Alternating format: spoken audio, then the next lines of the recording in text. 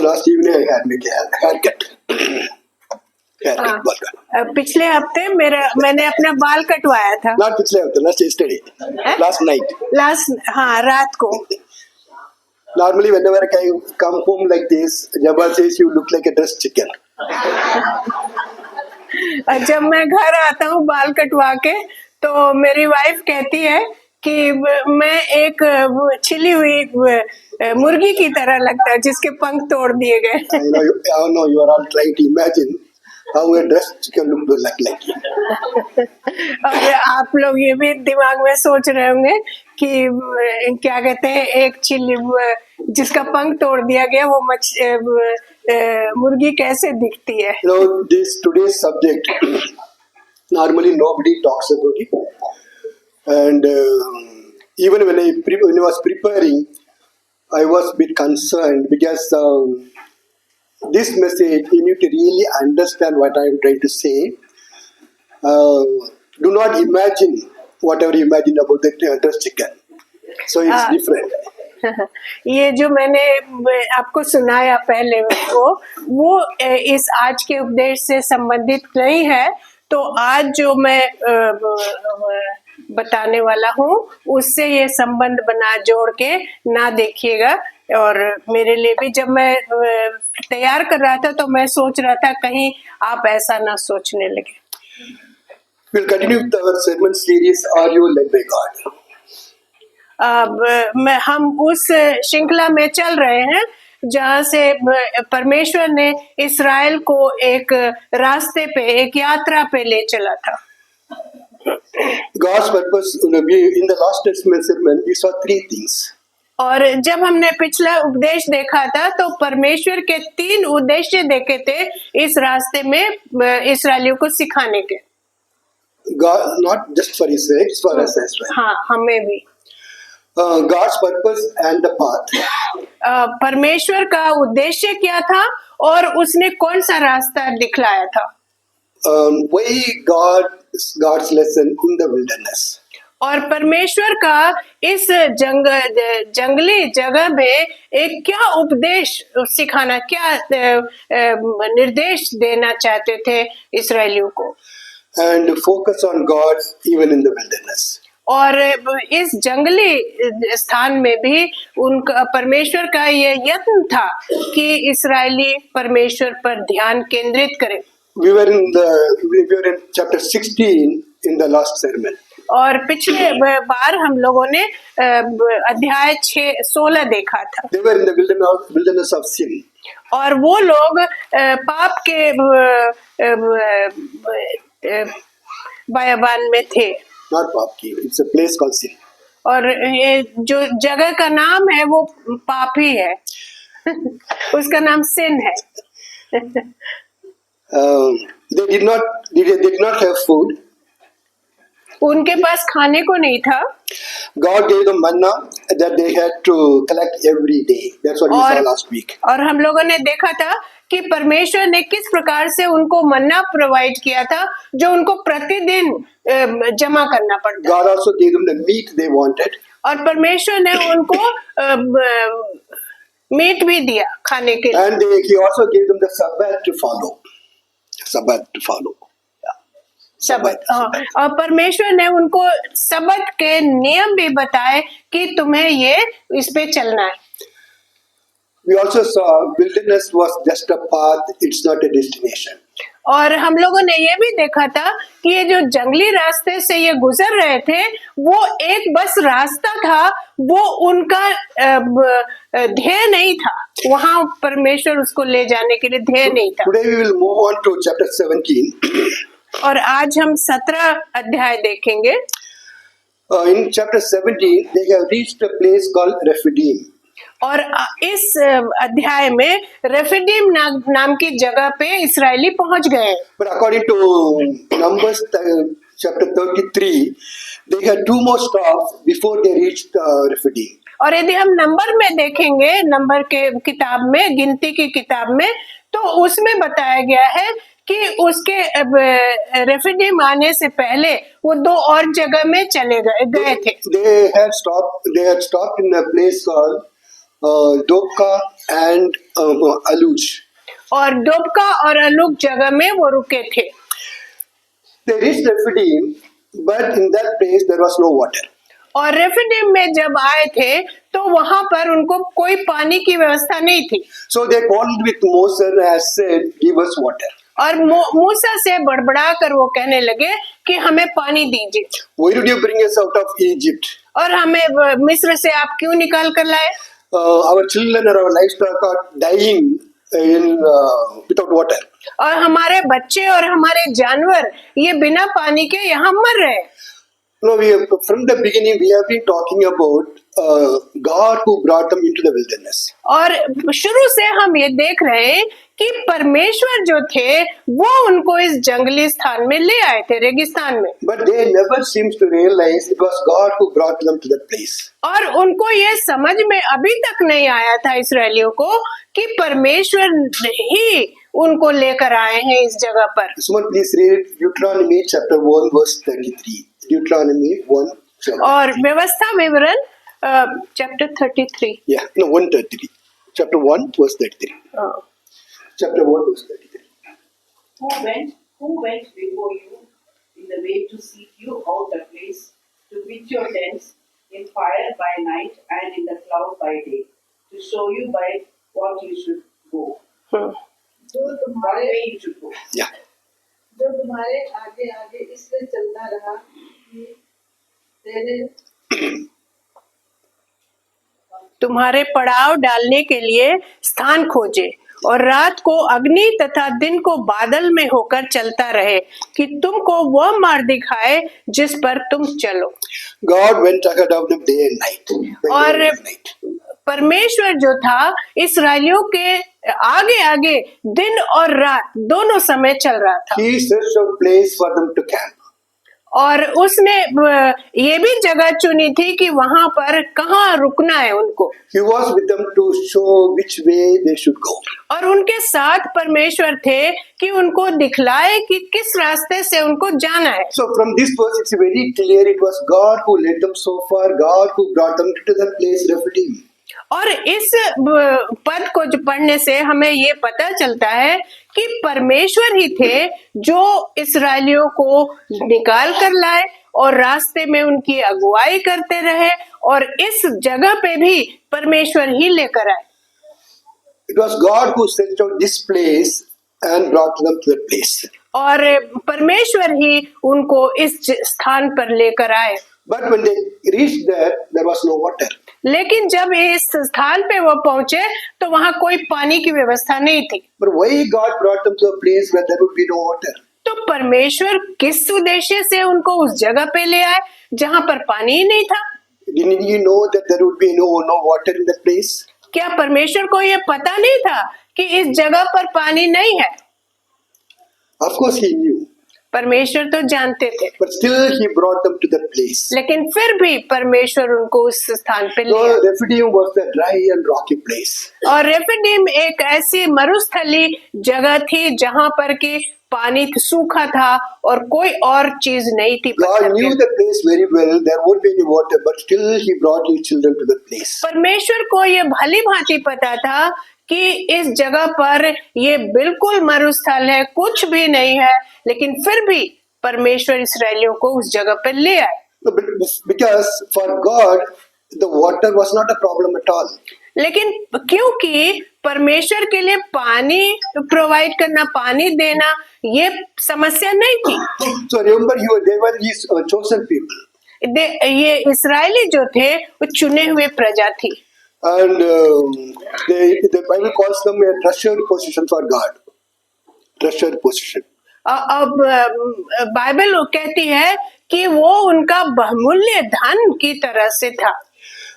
When he first met Moses in the burning bush, he said, I have indeed seen a misery of my people in Egypt. That's what he said. My people in Egypt, they are struggling so much. That's what he said.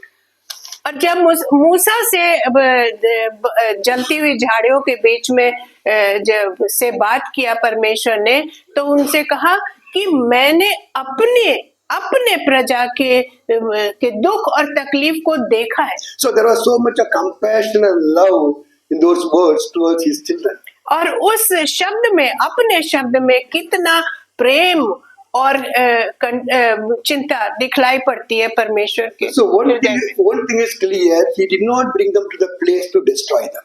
लेकिन इसलिए ये हमें पता है कि इस जगह पर परमेश्वर उनको ले आए, इसलिए नहीं कि उनको नष्ट कर दे। He knew there was no water in that place even before he brought them to the place. पर क्यों परमेश्वर को भली भांति पता था उनको उस जगह पे लाने से पहले कि इस जगह पे पानी नहीं होगा। But for God it was not a big problem at all. लेकिन और परमेश्वर के लिए ये कोई बड़ी समस्या भी नहीं थी।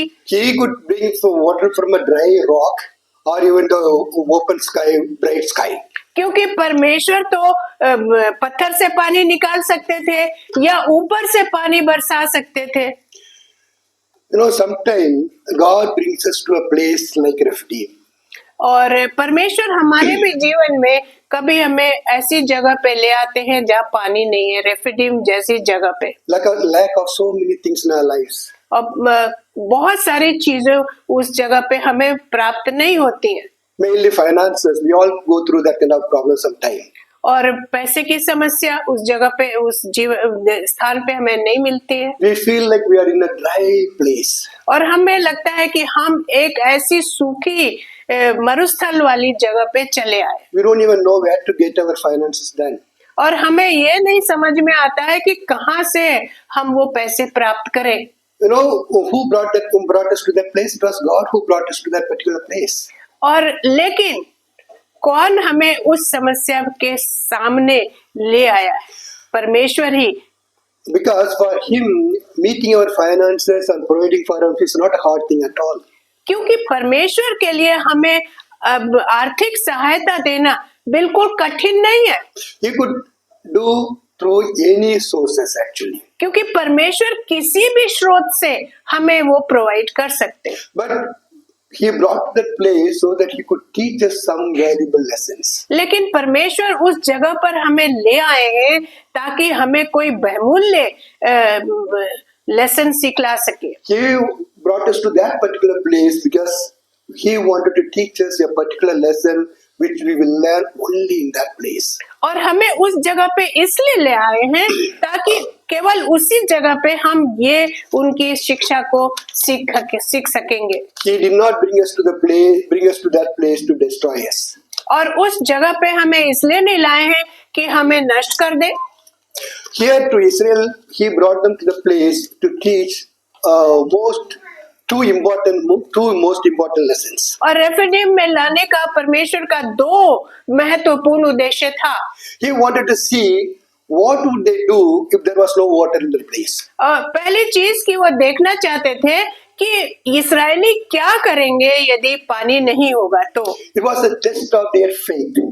क्योंकि वो देखना चाहता था कि कितना विश्वास वो कर रहे हैं मुझ पर। He wanted to see if they would trust him when they face trouble in their life. और वो ये परमेश्वर ये जांचना चाहते थे कि यदि मुसीबत आती है इस्राएलियों पर तो वो कितना उस पे विश्वास कर सकते हैं। He wanted to see if they would trust him even after they see so many miracles. They have seen so many miracles. He wanted to see whether they would put their trust in him. और इतने सारे आश्चर्य कर्म इससे पहले देखने के बाद परमेश्वर ये आशा करते थे कि इस समस्या में भी वो मुझ पर विश्वास करेंगे। Secondly, in Egypt they did not have any water problem. और जब वो मिस्र देश में थे तो उनको कोई पानी की समस्या थी नहीं। There was a Nile River. They got plenty of water without any problem. They were provided. नील नदी के किनारे वो बसे थे There was और वहाँ बहुत पानी था। There was a natural provision of God. और परमेश्वर की तरफ से ये प्राकृतिक सुविधा उनको मिली थी। But in Rephidim, away from Nile River, it was a dry place. They had to look to only God. और रेफिडिम में कोई भी जगह नहीं थी, जैसे वहां पे वो रह रहे थे जहाँ पे नील नदी का पानी उनको उपलब्ध था, यहाँ पे कुछ नहीं था। तो परमेश्वर ने सोचा इस अवस्था में अवश्य वो मुझ पे विश्वास करेंगे। They had to look to only God for water in that place. क्योंकि उस जगह पे केवल परमेश्वर ही थे जिनकी जो सहायता के लिए वो देख सकते थे। In the rocky and dry place, only God and God alone could meet their need. वो पत्थर वाले मरुस्थलीय स्थान में केवल परमेश्वर ही उनको पानी दे सकते थे। And He wanted them to learn that truth. और परमेश्वर ये चाहते थे कि ये सत्य वो पहचान लें, जान लें। When we go through a difficult situation which no one could help, only God is there to help us. जब हम भी ऐसी समस्या से गुजरते हैं, जब कोई भी हमारी सहायता नहीं कर सकता है, So that's तो what, केवल परमेश्वर ही सहायता कर that सकता is what He wanted them to learn in Rephidim. है। वही चीज इसराइलियों को परमेश्वर सिखाना चाहते। But unfortunately, they did not learn both lessons. लेकिन दुर्भाग्य से इसराइलियों ने ये दोनों चीजें, दोनों नियम नहीं सीखे। They did not learn the lesson. They did not trust Him, but they quarreled with Him. और दो चीजें थी जो उन्होंने किया, वो तो पहले तो परमेश्वर पर विश्वास नहीं किया और दूसरी चीज उससे लड़ाई भी कर रहे थे। They were quarreling with Moses, but indirectly they were quarreling with God. वो मूसा से युद्ध लड़ाई कर रहे थे, तो इसका मतलब कि वो परमेश्वर से लड़ाई कर रहे थे। They were not able to believe God could bring water in the dry place. और वो विश्वास नहीं कर पा रहे थे कि उस सूखी जगह पे परमेश्वर पानी देंगे। They neither believed in Him nor His power. और परमेश्वर पर ना ही वो विश्वास करते थे, ना ही उसकी शक्तियों पे In विश्वास spite of all the miraculous things that God did before their eyes, they were not able to believe Him. उनकी आंखों के सामने परमेश्वर ने इतने आश्चर्य कर्म किए थे, फिर भी उनका विश्वास डगमगा रहा था। वो विश्वास था ही नहीं बिल्कुल। They did three things in that place. और तीन चीजें उन्होंने वहां पे की। Number one, they quarreled with God. और पहली चीज उन्होंने परमेश्वर से लड़ाई की। Secondly, they tested God. और दूसरी चीज वो परमेश्वर को परीक्षा ले रहे थे परमेश्वर की। And they doubted God and His presence. और परमेश्वर पे संदेह किया कि परमेश्वर की सामर्थ है भी या नहीं इतना। So they quarreled with God. और इसलिए वो परमेश्वर से कुड़कुड़ा रहे थे, बड़बड़ा रहे थे। So, what is quarreling with God? What is quarreling with God? अब परमेश्वर से लड़ाई हम कैसे करते हैं? Quarreling with God actually means complaining and arguing with God. अब ये परमेश्वर से हम जब युद्ध करते हैं, जब परमेश्वर से हम Not you. शिकायत करते हैं। We talk to Him again about His ways and His decision. और परमेश्वर से ही नहीं, जस्ट अपने आसपास या अपने आप में भी कुड़कुड़ाते हैं और हम इस समस्या को परमेश्वर की तरफ से है ऐसा नहीं समझते।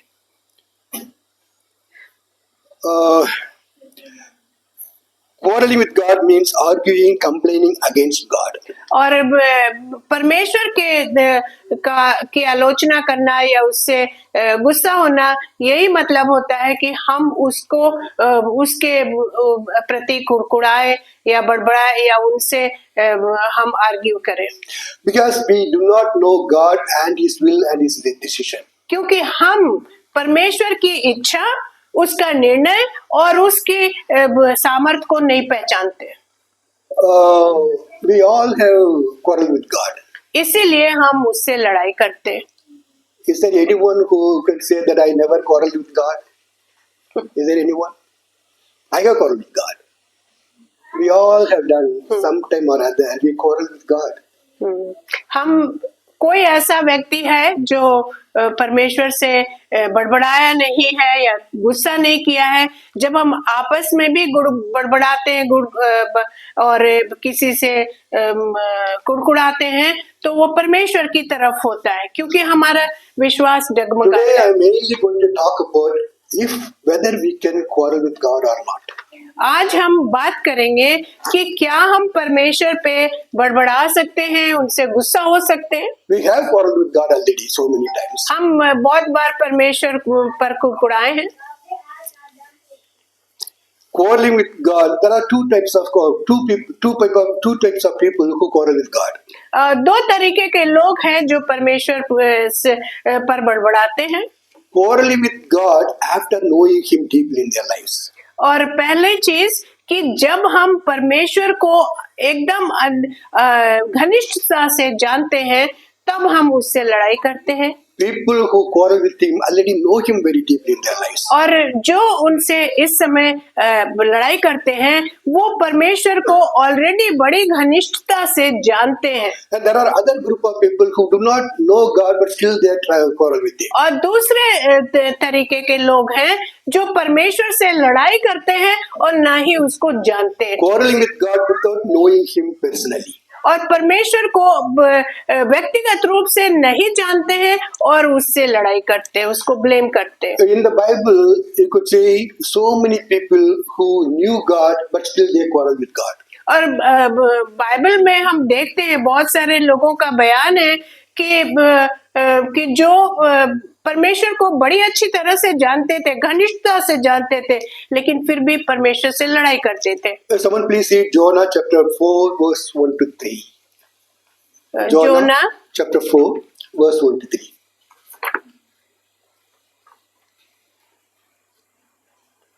Jonah chapter 4 verse 1 to 3. But it displeased Jonah exceedingly, and he was angry, and he prayed to the Lord and said, O Lord, is not this what I said when I was yet in my country? That is why I made haste to flee to Tarshish, for I knew that you are a gracious God and merciful, slow to anger and abounding in steadfast love and relenting from disaster. Therefore now, O Lord, please take my life from me, for it is better for me to die than to live. And the Lord said, Do you do to be angry? Do you do well to be angry? ये बात योना को बुरी लगी और उसका क्रोध बढ़ा।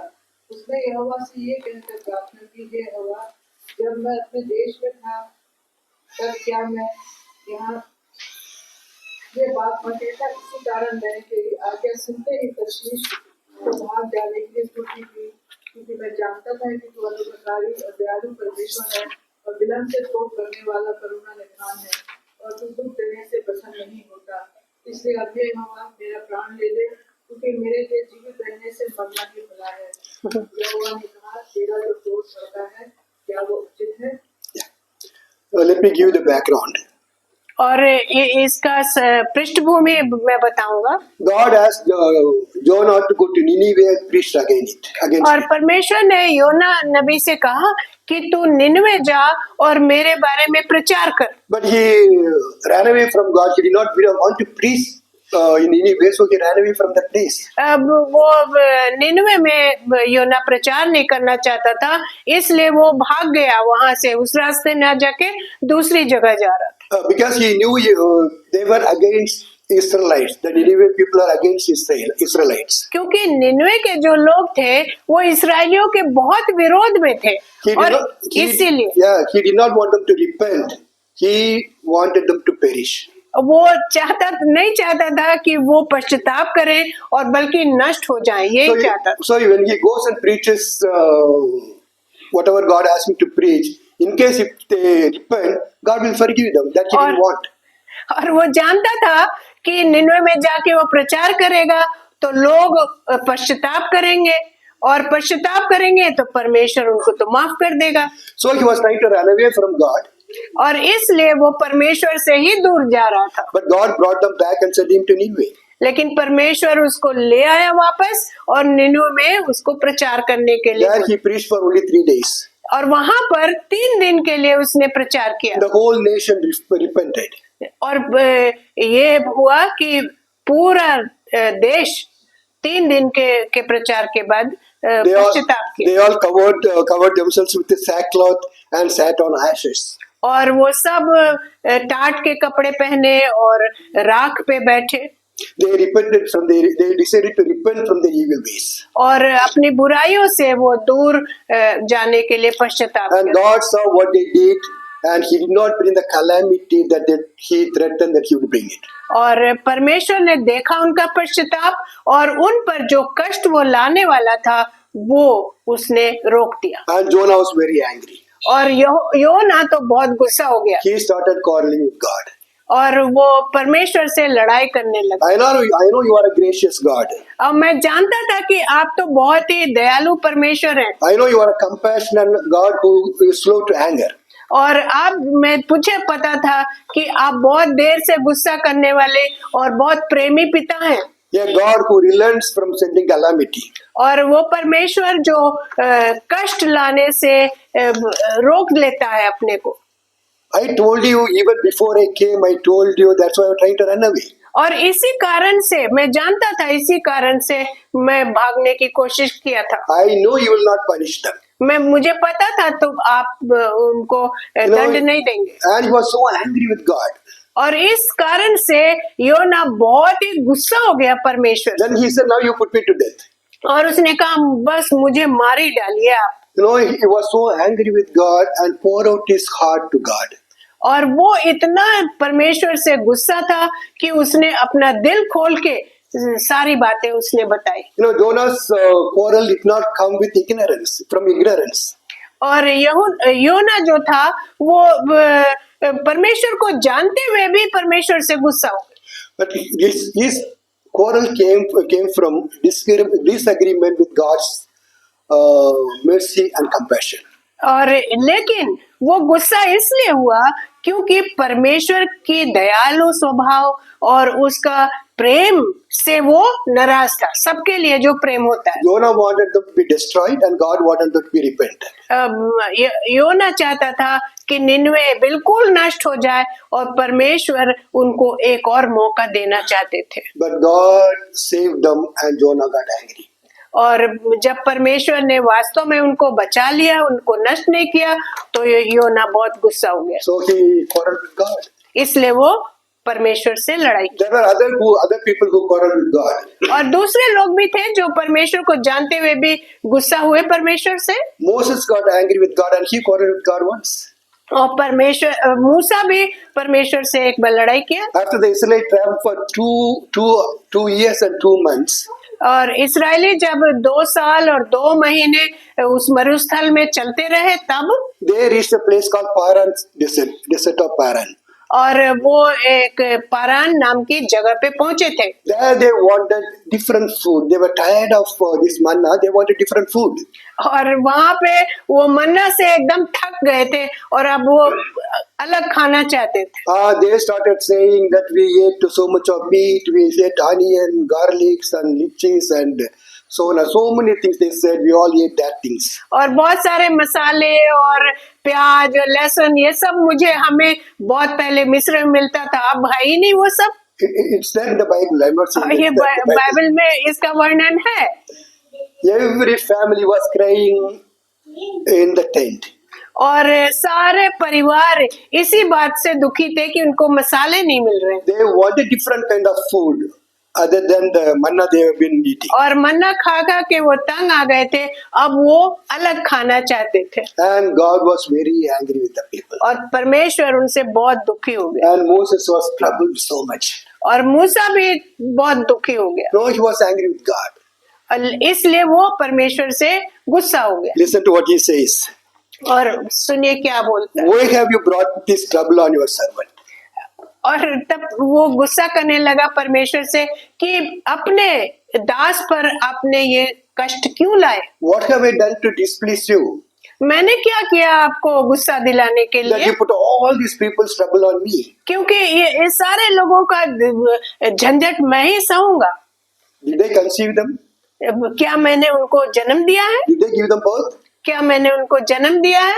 Why should I carry them like a nurse carries an infant? और मैं तो एक नर्स की तरह, सहायक की तरह इनको क्यों मैं उठाती He हूँ? also said, you promised this for their forefathers long back. Now I have to carry them. और आपने तो उनको बहुत पूर्वजों से ये वायदा किया था, लेकिन अब मुझे ये तकलीफ मिल रही है।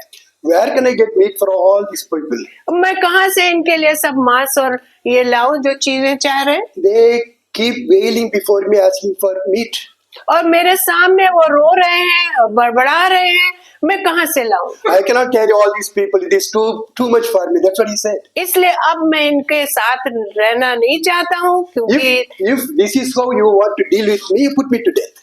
और यदि ये ऐसा ही होगा तो मुझे मार डालिए आप। He was angry with God और वो परमेश्वर से गुस्सा था and quarreled. और परमेश्वर से लड़ाई किया। That's why in the beginning I said, please careful with my message today. Please understand clearly. Then later on we'll talk about it. Okay. These people, I'm bringing out different people who quarrel with God. तो ऐसे लोग जब हम बता रहे हैं कि जो परमेश्वर को बहुत गहराई से जानते हैं, वो लोग भी परमेश्वर से किसी समस्या से गुस्सा हो Then जाते हैं। Habakkuk quarreled with God. हबक्कुक नाम का नबी जो भी था, वो भी परमेश्वर से लड़ाई किया। Initially he was complaining to God about his own nation and the wickedness of this nation.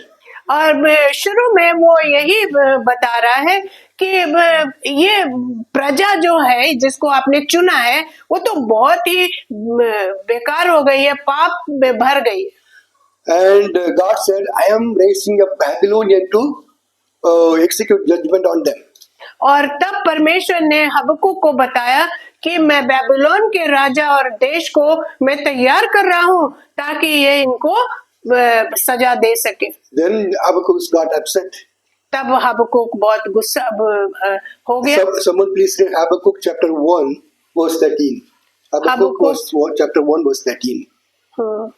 You who are of purer eyes than to see evil and cannot look at wrong, why do you idly look at traitors and remain silent when the wicked swallows up a man more righteous than he? तेरी आंखें ऐसी शुद्ध है कि तू बुराई को देख ही नहीं सकता और उत्पाद को देखकर चुप नहीं रह सकता, फिर तो विश्वासघातियों को क्यों देखता रहता? Yeah. It says, Lord, your eyes are too pure to look at sin. परमेश्वर आपकी आंखें तो बहुत ही पवित्र हैं कि आप पाप नहीं देख सकते। You cannot tolerate wrong. और आप जो गलत है, जो पाप है, उसे आप सहन नहीं कर सकते। Then how can you tolerate these treacherous people? तो इन लोगों को क्यों आप सह रहे हैं, बर्दाश्त कर रहे Why हैं? are you so silent when the wicked swallow up the righteous? और ये जो दुष्ट लोग हैं, वो धर्मियों को नुकसान पहुंचा रहे हैं, तब भी आप चुपचाप हैं। Are they keep on destroying? Are you allowing them to keep on destroying the righteous? क्या ये अधर्मी लोग धर्मियों को नष्ट करते रहेंगे, उनको कष्ट देते रहेंगे? He quarreled with God. और वो हबक्कुक परमेश्वर से इस कर ऐसा बोल के लड़ाई किया। And you know David quarreled with God so much. और दाऊद भी परमेश्वर से बहुत लड़ाई किया कभी-कभी। Even once he asked, the dead will praise you or what? That's what he asked. The dead will praise you. That's what he asked. और ये भी परमेश्वर से बोला, क्या शैतान ने आपके Dead after dying. क्या जो मर जाते हैं वो आपकी उपासना कर सकते हैं? He asked so many questions to God in Psalm 13. और भजन संहिता 13 में वो इतने सारे प्रश्न परमेश्वर से वो करता है। Through when you read this psalm, you know that he was upset. और जब आप ये भजन संहिता पढ़ेंगे 13, तो आपको समझ में आएगा कि परमेश्वर से दाऊद गुस्सा था। He said, "How long, O Lord, will you forget me forever? और तब वो कहता है, परमेश्वर आप मुझे कब तक भूले रहेंगे? How long will you hide your face from me? और मुझसे अपना चेहरा क्यों छिपा लिया है? How long must I wrestle with my thoughts? और मेरे विचारों से मैं कब तक लड़ता रहूंगा? How long will I have sorrow in my heart? और कितनी देर तक मेरे अंदर ये दुख भरा रहेगा? How long the enemy will triumph over me? और मेरे शत्रु मेरे ऊपर क्यों विजय प्राप्त करते जाएंगे? You know, all these people knew God very intimately. और ये सारे लोगों का बयान जो अभी मिला है, वो सब लोग परमेश्वर को एकदम बहुत अच्छी तरीके से जानते थे। But still they quarreled God. लेकिन फिर भी वो परमेश्वर से कभी-कभी गुस्सा थे। Actually, they were very honest with God. और ये ऐसा हम कह सकते हैं कि वो बहुत परमेश्वर के सामने बिल्कुल सच्चे थे। No, God accepts our emotions when it comes from an honest heart. और परमेश्वर हमारे हृदय के सच्चे विचार और बातों को समझते हैं। So it is okay to quarrel with God like these people did when you can open your heart to Him in honest. और जब परमेश्वर के सामने हम ईमानदारी से अपने हृदय को रखते हैं, अपने जीवन को रखते हैं, तब हम परमेश्वर से, जैसे ये लोग लड़े, तो हम लड़ सकते हैं कभी कभी। We quarrel with Him with complete faith and trust. और हम उससे जब लड़ाई करते हैं तो हम परमेश्वर पे पूरा विश्वास करते हैं और उसको मानते हैं। So for example, what do we do when some people comes and troubles us so much? और क्या करेंगे जब कुछ लोग आकर हमें तकलीफ देंगे? Our neighbors, our bosses, our principals. और बहुत बार हमारे प्रधान अध्यापक या फिर जो पड़ोसी हैं या फिर कोई और लोग भी हैं जो कि हमसे युद्ध करते हैं। Some principals are terrible. और कुछ प्रधान अध्यापिका बहुत ही खराब होती है। So our hearts are filled with anger and frustration. और उस समय जब हम उनके अंडर में काम करते हैं तो हमारा हृदय बड़ी गुस्सा और रिजेंटमेंट से भरा रहता है। But we cannot show our anger and frustration to them. लेकिन हम अपना गुस्सा उन पर नहीं बोल सकते सामने। If you show your anger and frustration to them, you will be out of job next day. और जब हम उनके सामने गुस्सा करते हैं तो क्या होगा? हमें नौकरी से निकाल दिया So जाए। what to do? Should we bottle them up inside? तो क्या करें? हम अपने अंदर रखे रहें उसे? We can turn to God. तो उस समय हम परमेश्वर पर ध्यान लगा के God उसकी is the तरफ रख सकते हैं। only place where you can show your emotions openly with honesty. और परमेश्वर के पास ही वो एक ऐसी जगह है जहाँ पर हम ईमानदारी से अपने हृदय की सच्चाई को खोल कर रख You सकते can easily tell you, Lord, why are you not doing something about that person? हैं। और परमेश्वर से हम कह सकते हैं, परमेश्वर इस व्यक्ति के साथ आप कुछ करते क्यों नहीं है? Why are you not doing something about the situation? और इस स्थिति के लिए आप कुछ क्यों नहीं करते? No, when you turn your anger and frustration towards that person, it becomes a sin. और यदि हमारा गुस्सा यदि उस व्यक्ति की तरफ हो तो वो पाप है। But when you turn the same thing towards God, it becomes a prayer. और जब हम वही चीज परमेश्वर की तरफ हम करते हैं तो वो एक प्रार्थना हो जाती So it's okay to open your heart honestly to God and pour out your heart to Him. और इसलिए काफी ये सही है यदि हम परमेश्वर के साथ ईमानदारी से अपने हृदय की सच्चाई को बयान करें। Sometimes there is no place for us to open our heart to. और बहुत जगह ऐसी है कि जहाँ पर हम अपने हृदय की सच्चाई नहीं बता But सकते there is no other place where you can openly show your emotions.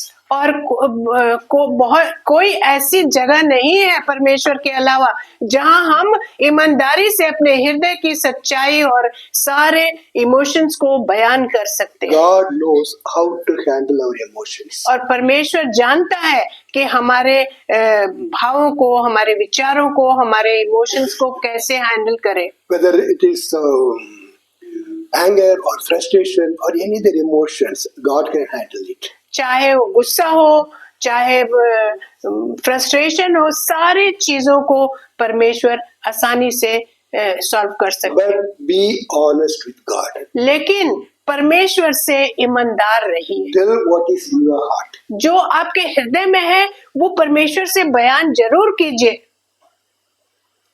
Not what you want God to hear. ऐसा नहीं कि परमेश्वर जो सुनना चाहते हैं बस वही बोले। No, it is possible with man. और आदमियों के सामने, लोगों के सामने तो आपको वही बोलना है जो वो उनको पसंद है। Sometimes our hearts are filled with anger and frustration. We talk to the people so lovingly, so kindly, so sweetly. और बहुत बार ऐसा होता है कि हमारा हृदय तो बड़ा गुस्सा और बड़े विरोध से भरा रहता है, लेकिन जब व्यक्ति से बात करते हैं तो बड़ा अच्छी तरीके से, धीमे से, फ्रेंडली वे में बात करते हैं, सभ्य तरीके That is hypocrisy. वो दिखावा है। Jesus condemned the sin of hypocrisy more than anything else. और परमेश्वर ने दिखावे को बहुत ज्यादा उसको क्रिटिसाइज किया है, उसको माना नहीं है, उसके बारे में बोला है। We cannot do that with God. वो परमेश्वर के साथ हम दिखावा नहीं कर सकते, नहीं करना चाहिए, because he already knew what is in your heart. क्योंकि परमेश्वर को तो सभी पता है, सब कुछ पता है आपके दिल में क्या है। So open your heart and be honest with God. If there is an anger and frustration, tell God about it. तो परमेश्वर के सामने अपने सारे गुस्से को दिखा दीजिए, बयान कर दीजिए, और वो आसानी से सुनेंगे। Instead of showing to the other person. और लेकिन दूसरे व्यक्ति को यदि आप दिखाएंगे तो वो ठीक नहीं होगा। And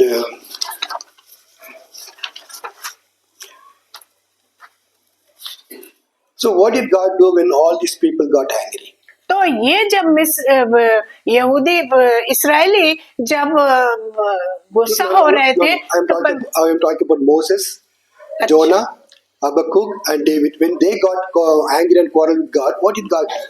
और ये जब परमेश्वर के भक्त ये मूसा और दाऊद और हबक्कुक लोगों का बयान हो रहा है, तो परमेश्वर ने क्या किया? Did he get angry with them and condemned them? क्या परमेश्वर उनसे गुस्सा होकर उनको बिल्कुल नकार दिया? Did he destroy them completely? क्या उनको नष्ट कर दिया? No. नहीं। God is a patient and long-suffering God. परमेश्वर जो है वो सहनशील और प्रेमी पिता। He can handle each person so gently. और हर व्यक्ति को जो उनसे गुस्सा होके बोला, सबको परमेश्वर ने बड़े आराम से उनको समझाया और उनके साथ बर्ताव किया। To Jonah very gently he conveyed the message. He is interested in dependence, not in destruction. और परमेश्वर ने योना को ये बताया कि परमेश्वर जो है वो निर्भर रहे परमेश्वर पर, उनको नाश करने के लिए नहीं है, निर्भरता के लिए उनको सिखाया। He showed him clearly. He is concerned about all his creation. और परमेश्वर ने योना को बिल्कुल समझाया ये बात कि सारी सृष्टि के प्रति परमेश्वर बहुत ज्यादा प्रेमी है और सहनशील है। And when Moses got angry, God did not destroy him. और जब मूसा गुस्सा हुआ तो उसको नष्ट नहीं कर दिया। Moses said, "Put me to death." That means God did not put him to death immediately. और परमेश्वर से मूसा ने कहा मुझे बस मार ही डालिए आप, तो परमेश्वर ने तुरंत उसको तो मारा नहीं। God understood that his work was very heavy for Moses. और परमेश्वर को ये पता था कि ये जो कार्य मूसा पे दिया गया था वो बहुत ही गंभीर। So he told him, "Bring 70 elders." तो परमेश्वर ने उससे कहा कि 70 जो लोग हैं उनको ले आइए। He said, "I will take the spirit from you and put it on them." और तब परमेश्वर ने कहा कि तुम्हारी जिम्मेदारी को कुछ मैं उन लोगों में भी दे दूंगा। And they will help you to carry this burden. और वो लोग तुम आपकी सहायता करेंगे। No, Moses was very angry and quarreled with God, but God dealt with him so gently and lovingly. मूसा तो परमेश्वर से बहुत गुस्सा था, लेकिन परमेश्वर ने मूसा के साथ बड़े प्रेम से व्यवहार किया। Also he told him, "I will give meat for a month to the people." और परमेश्वर ने कहा मैं 1 महीने तक इस्राएलियों को बस मांस खिलाऊंगा। So God did not get angry when these people quarreled with God. और जब ये मूसा गुस्सा हुआ तो परमेश्वर उससे गुस्से में नहीं ट्रीट किया उसको। And Habakkuk, God told him his plan about Babylonians.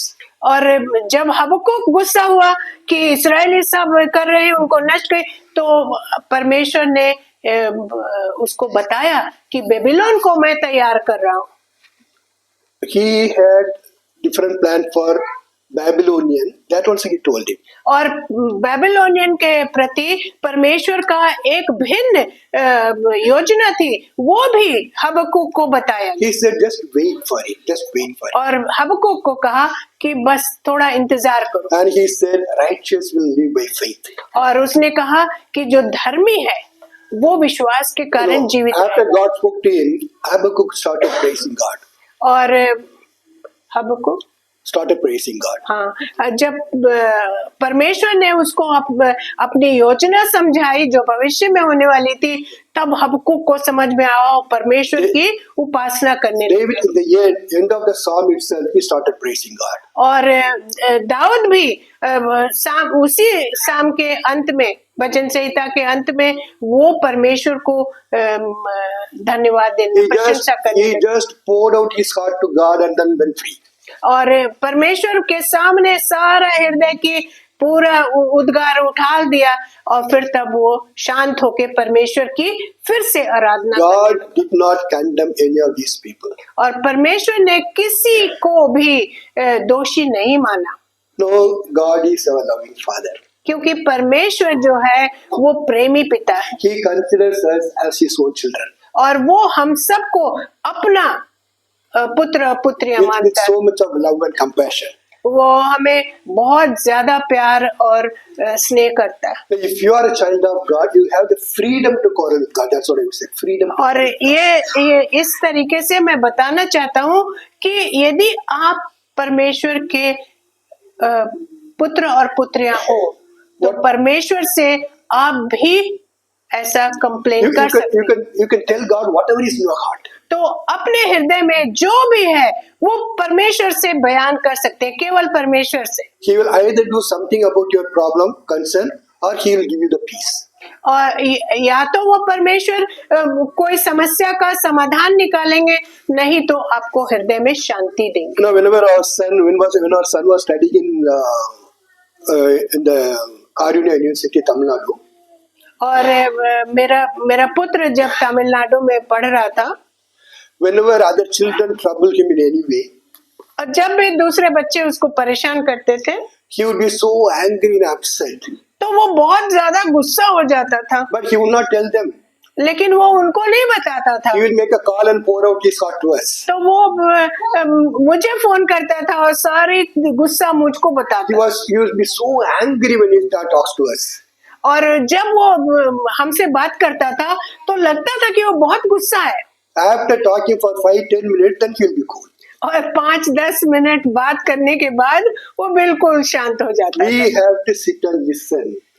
तो हमें माता पिता को बैठ के सुनना So पड़ता है। like that, whenever you get angry with God and go to Him, He just listens to you. तो परमेश्वर के साथ भी ऐसा ही है कि जब हम गुस्सा होते हैं, परमेश्वर से गुस्सा होते हैं, तो वो सुनते हैं हमारी बात। It's a father-son relationship between us and God. If you are a child of God. परमेश्वर और हमारे बीच में पिता और पुत्र पुत्री का संबंध है। Okay, the second type of quarrel. अब दूसरे तरीके के लोग जिन्होंने ये लड़ाई की, Quarreling with God without knowing Him. और परमेश्वर से जो लड़ाई करते हैं वो जो जानते नहीं उससे, Without having any faith on Him. और परमेश्वर पे विश्वास ही नहीं करते। No, Moses, Habakkuk, David, they all fought with God. They quarreled with God, but in the anger and frustration, they spoke to God. और जब मूसा और हबक्कुक और दाऊद ये गुस्सा हुए तो उन्होंने अपना गुस्सा जो था परमेश्वर पे बयान किया They spoke to Him. और परमेश्वर को बताया। They did not speak against Him. वो उसके विरुद्ध में नहीं बात किया। Please परमेश्वर understand, there is a difference. Speaking to God in your anger and speaking against God in your anger. गुस्से में परमेश्वर से बात करना और परमेश्वर के बारे में बात करना गुस्से में, ये दो फर्क चीजें। Here in Rephidim, the Israelites spoke against God. और रेफिदीम में इस्राएलियों ने परमेश्वर के विरुद्ध में अपना गुस्सा दिखाया। That we can never do. तो वो हम नहीं कर सकते। In your quarrel, you cannot speak against God. और जब हम लड़ाई करते हैं तो हम परमेश्वर के विरोध में बात नहीं कर सकते। So that's a major difference. Please understand, there's a major difference in speaking to God and speaking against God. तो ये बहुत ही महत्वपूर्ण भिन्नता है कि एक हम परमेश्वर से अपने गुस्से को बयान करते हैं, उसके बारे में बोलते हैं, उससे अपनी तकलीफ, और दूसरा जो हम परमेश्वर पे गुस्सा करते हैं। In Rephidim, the Israelites they demanded in anger. और रेफिदीम में इस्राएली बहुत गुस्से में परमेश्वर से डिमांड कर रहे थे। They accused God of abandoning them. और परमेश्वर को ये दोष लगा रहे थे, आप हमें छोड़ दिए हैं। Their words showed unbelief in God. और इसलिए वो अविश्वास के द्वारा वो बोल रहे थे। Their quarrel was filled with complaint and distress and defiance. और वो जो बोल रहे थे वो परमेश्वर के सब विरोध में बोल रहे थे, Because they did not know God. क्योंकि वो परमेश्वर को सच में नहीं जानते थे। They did not know Him the way they should have known Him in 2 months' time. It was 2 months after they left Egypt. 2 साल 2 months. 2 months। और रेफिडीम में जब वो आए तो 2 महीने पूरे हो चुके थे। इन 2 महीनों में उन्होंने परमेश्वर को अभी तक नहीं जाना। Because they have seen so many miracles from God during those times. और इन 2 महीनों में कितने सारे आश्चर्य कर्म उन्होंने देखा था। He showed so much of love and compassion towards them. और परमेश्वर का प्यार और स्नेह उनको कितना उन्होंने अनुभव किया था। But they could see only His power, not His love or compassion or kindness. लेकिन परमेश्वर की वो शक्ति को पहचानते थे, लेकिन उसके प्रेम और उसके स्नेह को वो नहीं समझ रहे। They never tried to know Him in their life. और वो कभी भी अपने जीवन में परमेश्वर को सच्चे रूप से जानना नहीं चाहते। Every time there was a problem, they got angry and quarreled with God. और जब भी कोई समस्या आती थी तो वो परमेश्वर पे गुस्सा होके और परमेश्वर को दोष देने लगते। Just the previous month only, they quarreled with God. God gave them manna and the meat to eat. कुछ पिछले ही महीने उन्होंने लड़ाई की परमेश्वर से और परमेश्वर ने उनको मन्ना दिया और मीट भी प्रोवाइड किया। But they were not able to realize and accept the same God was still with them. लेकिन वो इतना विश्वास नहीं कर पाए कि यही परमेश्वर जो है वो सेम परमेश्वर है जो हमें देता है। The person who gave them the manna and the meat was still with them. They were not able to understand that. और वो जो देने वाला परमेश्वर है, जो प्रोवाइड करने वाला परमेश्वर है, वो उनके साथ है। All they had to do was to trust in Him and turn to Him. और बस उन्हें यह करना था कि परमेश्वर पे विश्वास करें और उसी पे निर्भर होके रहे इन चीजों के लिए भी। They have seen so many miracles. They witnessed so many miracles that God did among them. और इतने सारे आश्चर्य कर्म परमेश्वर ने किए जो उन्होंने देखे। So they did not need to panic or afraid. तो इसलिए उनको अभी डरने की या बहुत ज्यादा गुस्सा होने की आवश्यकता नहीं थी। But in their anger, they did not even realize. They behaved like God never helped them in any way. और अपने गुस्से में वो इतना भूल गए कि परमेश्वर ने उनके साथ कितना भला They किया। quarreled in anger and fear. वो गुस्से में और डर में उन्होंने परमेश्वर से लड़ाई की। No, it is a sad thing that happens to Christian all over. और मसीहों में भी ऐसा होता है, बहुत ही दुखद है। They receive answer from God for any problem that they have. और परमेश्वर से बहुत सारी आशीषों के पाने के बावजूद भी हम उससे ऐसी लड़ाई करते हैं। They immediately forget. वो हम भूल जाते हैं। For them, that problem is solved. That's it. और बस उनके लिए यही सब अभी समस्या खत्म हो गई, सॉल्व हो गई, बस उसके बाद भूल गए। They do not try to build their faith on whatever God help that God did for them. और वो परमेश्वर पे विश्वास करके निर्भर होना नहीं सीख पाते। They do not think about God till they receive another problem. और वो परमेश्वर के बारे में सोचते ही नहीं है जब तक कि दूसरी समस्या नहीं आ जाती। They don't live a life, regular Christian life. और वो एक सच्चे विश्वासी की तरह Regular Christian. They don't live a regular Christian life. और वो रेगुलर क्रिश्चियन लगातार परमेश्वर के साथ संबंध बराबर लगातार Christian life. लगातार Christian. Okay, you can put regular also. Fine. So, see, they don't live a regular Christian life. और वो लगातार परमेश्वर के साथ जीवन नहीं व्यतीत करते। They live a problem-based Christian life. और वो एक समस्या से पूर्ण परमेश्वर को ढूंढते हैं। When there is a problem, they become Christians. और जब वो समस्या आती है तब When there is no problem, life is going easy. They don't forget. और जब समस्या नहीं होती है तो परमेश्वर को कभी याद भी नहीं करते। Now here, in spite of all their rebellion without fear, mistrust and fear, anger, and not recognizing the present, still he helped them. और पर पूरे समय परमेश्वर से गुस्सा होते हैं हर समस्या के लिए और परमेश्वर को ध्यान नहीं देते हैं जब तक ये समस्या आती नहीं But still God helped them. लेकिन फिर भी परमेश्वर सहायता करते हैं He told Moses to strike a rock and water gushed out as like a river. तो मूसा को उसने कहा कि चट्टान को छड़ी से मार और तो पानी निकलेगा। So as I said earlier, giving water was not a problem to God at all. तो परमेश्वर के लिए पानी देना यह समस्या नहीं थी। He only wanted them to learn the lesson for which he brought them to the place. वो चाहता था कि वो समझे कि ये परमेश्वर है जो उनके साथ इस जगह पे ले आए, But they refused to learn the lesson. लेकिन उन्होंने ये नहीं सीखा। God is a compassionate, merciful God. God did not destroy them, even though they quarreled with Him in bitter and without any faith. और परमेश्वर जो है प्रेमी पिता है और वो गुस्सा नहीं किया और उनको नष्ट नहीं किया, उनको साथ साथ लेके चला। But they did not learn the lesson.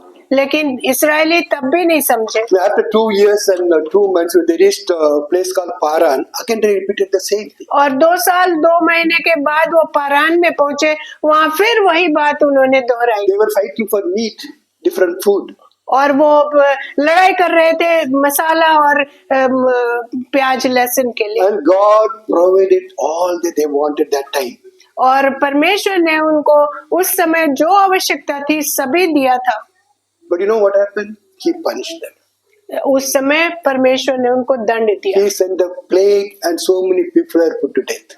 और एक बीमारी भेजी, प्लेग भेजा, जिससे कि सारे ज्यादातर लोग मर गए। Because they did not want to learn the lessons and they wanted to only fight with God again and again and get their things done. इतने साल चलने के बाद भी वो कोई परमेश्वर के बारे में नहीं जानना चाहते थे, तो इसलिए परमेश्वर उनसे नाराज हो गए। That's what happens when we quarrel with God without knowing Him in your life. और परमेश्वर को बिना जाने जब हम उससे लड़ाई करते हैं, कंप्लेन करते हैं, तब परमेश्वर हमसे गुस्सा होते हैं। So quarreling is not a wrong thing to God. परमेश्वर से बातचीत में संघर्ष करना गलत नहीं है। And in the beginning of the sermon, I gave 3 points. और हमने 3 शुरू में बताया था 3 point. And now within 1 point, you are all looking tired. एक पॉइंट जब हो गया, मेरी बहुत तेज आवाज है, माइक कम करो। Yeah. So next 2 points I'm not going to do today. Don't worry. और अगला 2 आपको नहीं बताएंगे, That will probably will do it next year. और नेक्स्ट ईयर में हम करेंगे। So what do we take home today? तो आज हम क्या सीख पाएंगे? It is God who chooses our place of travel and stop. ये परमेश्वर ही जो है हमारे यात्रा को चुनते हैं कि कहाँ पे हमें रुकना है और कहाँ से हमें Sometimes our चलना है। paths go through the wilderness, but not to destroy us. और कभी कभी हमारा रास्ता जो है वो जंगली स्थानों से जाता है, लेकिन हमें नष्ट करने के लिए वो जगह But नहीं to होती। teach us some valuable lessons. और ये वचन जो है हमें बहुत ही बहुमूल्य लेसन्स देता है। None of our problem is difficult for him to solve. और कोई परमेश्वर के लिए कोई समस्या कठिन नहीं है उसे सुधारने So instead of focusing on your problem, focus on God. की। इसलिए समस्या पे ध्यान लगाने के बजाय परमेश्वर पे ध्यान लगाएं। Sometimes there is no place where you could pour your emotions to. कोई ऐसी जगह नहीं होती है जहाँ पर कि हम अपने विचारों को, अपने गुस्से को बता सकते। But in the presence of God, as His children, we can pour out our heart. लेकिन यदि परमेश्वर से हमारा संबंध सच्चा है, ठीक है, तो हम परमेश्वर के सामने अपनी समस्या का बयान कर सकते हैं। When you are angry or upset or frustration, you can quarrel with God as a child to the Father. और एक बच्चे की तरह परमेश्वर से हम लड़ाई कर सकते हैं, अपने विचारों को रख सकते हैं, उनसे बातें भी कर सकते हैं। Tell God what is in your heart. और परमेश्वर को बताइए कि आपके हृदय में वास्तव में है क्या। never quarrel with God in disbelief and in open rebellion. लेकिन अविश्वास के द्वारा परमेश्वर से बातचीत मत करिए गुस्से में, And always recognize the fact that God is with you always. लेकिन हमेशा ये जानिए कि आपके साथ परमेश्वर हमेशा है। Let's pray. प्रार्थना करें। Father God, we thank and praise you. We worship you, Lord, for this time and this lesson.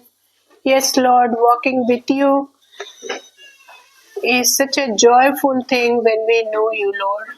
And you know us, Lord. You know each and every one of us, Lord. Help us to know you deeply so that we can complain, we can talk to you, be ourselves with you, Father God. This is our prayer, and we want to walk with you closely, Father God.